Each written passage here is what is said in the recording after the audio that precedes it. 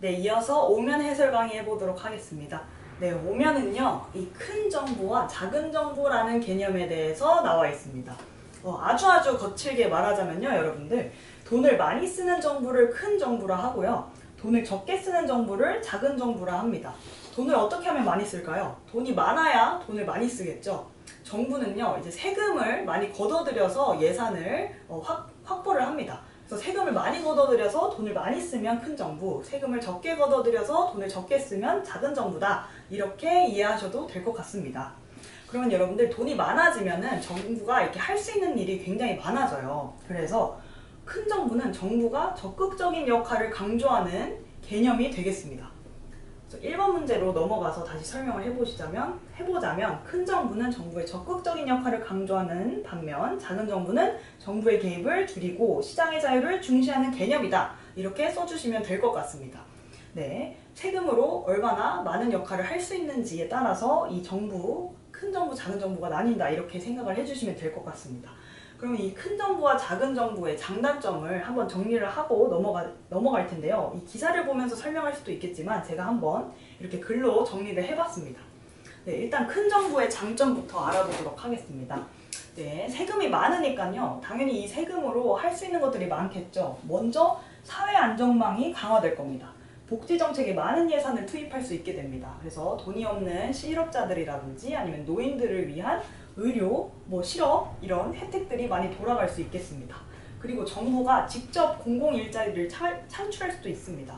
정부가 세금이 많고 국가 재정이 많다 보니까 이것을 이용해서 도로, 항만, 이런 시설, 이런 인프라, 공공인프라 시설 이런 것들을 사업을 벌릴 수 있거든요. 철도를 짓고 이런 거 할 때도 다 노동력들이 들어가잖아요. 그러니까 정부가 직접 일자리를 창출할 수도 있다. 이렇게 얘기를 할 수 있습니다. 그리고 부유층과 저소득층 간의 격차도 줄어들 수 있어요.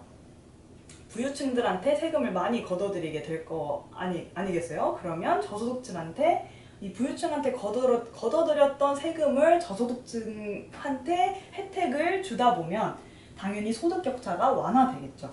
네, 그리고 단점은요, 당연히 높은 세금 부담입니다. 이 국민과 기업이 내야 하는 세금이 늘어나다 보니까 이 국민들도 높은 세금을 이기지 못하고 더 많이 저축을 해야겠구나 이렇게 생각을 하면서 소비 활동을 많이 못할 수도 있고요. 기업도 마찬가지입니다. 이제 기업 법인세 이런 것들이 부담이 되다 보면 내가 투자해야 될 것들에 돈을 많이 투자를 하지 못하고 이런 기업 활동을 좀 소극적으로 하게 되겠죠. 그리고 근로의욕이 저하된다는 얘기도 있습니다. 네, 실업자들한테 복지 정책이 많이 이렇게 지급이 많이 되다 보니까 일자리가 없는 사람들도 난 어차피 정부에서 주는 혜택을 받을 수 있어. 그러니까 나는 일자리 안 찾아도 돼. 이렇게 생각할 수 있다는 거겠죠. 네, 이런 장단점들이 있습니다. 반면에 이 작은 정부의 장단점을 볼게요. 작은 정부는요, 일단 세금을 많이 걷어들이지 않죠. 그러니까 당연히 기업과 개인이 자유롭게 경제활동을 할 수 있습니다. 네, 내가 번 만큼 내가 마음대로 쓸 수 있고, 그리고 내가 벌어들인 만큼 기업들도 여기저기 투자를 할 수 있게 되면서 경제가 더 활성화된다. 이런 말이 있습니다.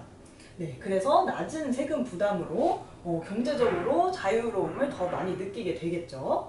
단점은요, 당연히 복지가 큰 정부에 비해서 조금 부족할 수 있습니다.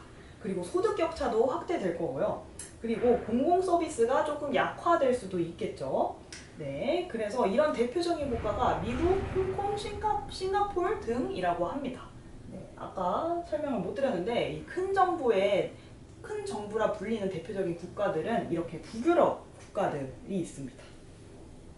네, 좀 자유를 중요시 여기면 작은 정부고요. 좀 자유보다는 어떤 형평성 이런 것들을 더 중요시 여기면 큰 정부라 불리는 것 같습니다. 그러면 여러분들 이 장단점, 큰 정부와 작은 정부의 장단점을 보면서 여러분들이 어떤 정부가 나은지 여러분들의 의견을 한 번에 써주시는 거예요. 네, 좀 글이 많은데요. 제가 예시답안을 한번 써봤습니다. 적극적으로 개입해야 한다 쪽은요, 돈이 없는 사람들과 돈이 많은 사람들 간의 어떤 그런 격차를 줄여야 된다. 이런 요지로 글을 쓸 것 같아요. 그래서 돈이 부족한 사람들이 교육을 받고 치료를 받을 수 있게 하기 위해서는 큰 정부가 필요하다. 이렇게 얘기를 할 수 있을 것 같고요. 그리고 적극적으로 개입하면 안 된다고 주장하는 쪽은요, 좀 더 정부, 자유로운 시장 경제를 중요시 여기는 그런 논조로 얘기를 해주시면 될 것 같습니다. 네, 너무 많은 규칙과 세금 이런 것들이 많아지면은 기업들이 자유롭게 돈을 벌 수 있을 만한 의욕을 떨어질 수도 있다. 그런 기업들의 의욕이 떨어질 수도 있다. 이렇게 얘기를 할 수 있을 것 같습니다. 네, 여러분들도 이 큰 정부와 작은 정부 개념 이해하셔서 어떤 정부가 나은지 한번 의견을 써주시면 좋을 것 같습니다. 네, 여기서 오면 해설 강의 마치도록 하겠습니다. 감사합니다.